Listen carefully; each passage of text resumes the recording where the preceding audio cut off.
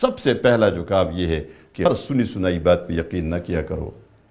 خصوصاً آج کل جو سوشل میڈیا کا دور ہے، اتنی یعنی کوششیں اور محنت سے ایسی خبر آئے گی کہ آپ کو 100% یقین آئے گا کہ یہ بات تو بالکل ٹھیک اور درست ہے.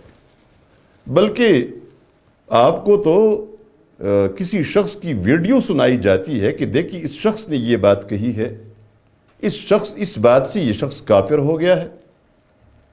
لیکن آپ نے دیکھا ہوگا کہ اس میں ایڈیٹنگ ہو چکی ہوتی ہے، اس کا پہلی والی بات اور آخر والی بات دونوں جو ہے نا ان کو الگ کیا ہوتا ہے.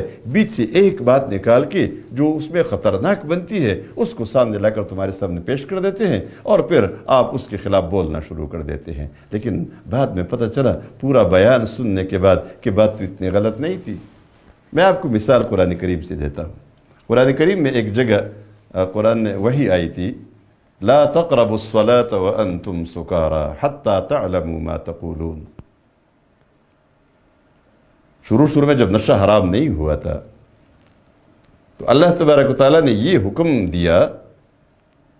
شراب لوگ پیتے تھے، پھر نشے میں ہوتے تھے، پھر واقعات کچھ ہو گئے تو حکم یہ آیا کہ لا تقربوا الصلاة وانتم سکارى، تم نشے کی حالت میں نماز کے قریب نہ جاؤ اس وقت تک کہ جب تک تمہیں معلوم نہ ہو کہ آپ کیا بول رہے ہیں، آپ کیا پڑھ رہے ہیں نماز میں. جب تک آپ کو یہ معلوم نہ ہو تو اس وقت تک آپ نماز نہ پڑھا کریں. اس زمانے میں تو لوگ نشے کی حالت میں جب ہوتے تھے، شراب پی کر نشہ ہوتے تھے تو پھر سمجھ نہیں آتی تھی کہ کیا بولنا ہے. آج کل تو ہم بغیر نشے کے نشہ ہوتے ہیں، ہمیں سمجھ ہی نہیں آتا ہم کیا بول رہے ہوتے ہیں. اگرچہ ہم نے نہ کوئی شراب پیا، نہ کوئی چرس پیا، نہ کوئی اور چیز، لیکن اس کے باوجود ہم کھڑے ہوتے ہیں، پڑھ رہے ہوتے ہیں، کچھ پڑھ رہے ہوتے ہیں، پتہ نہیں ہوتا.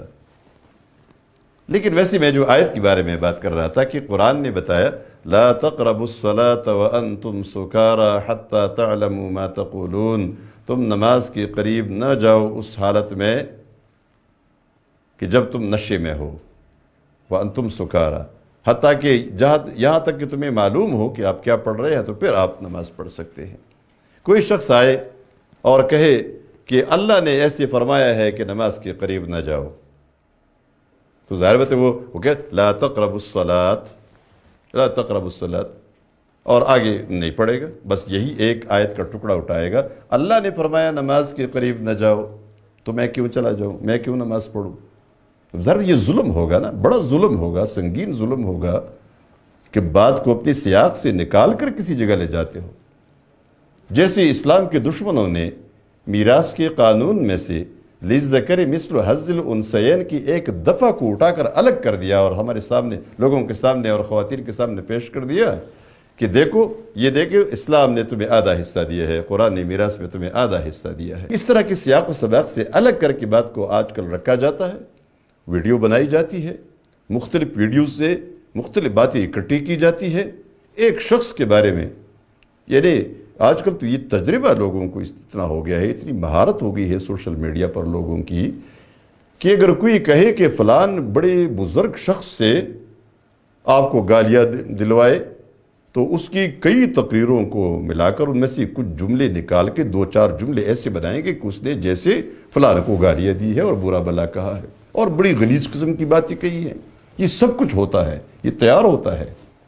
اب ایسی باتوں پر اگر کوئی یقین کرے گا، سوشل میڈیا کے ان پروپیگنڈوں پہ یقین کر کے کسی کے خلاف کارروائی کرے گا، کسی کے خلاف بیان بازی شروع کر دے گا، ادھر سے جلدی میں ایک تقریر وہ جاڑ کے اس کے خلاف بولے گا، تو ظاہر بات ہے پھر پتہ چلے گا آخر میں کہ اس نے تو ایسی بات نہیں کی تھی.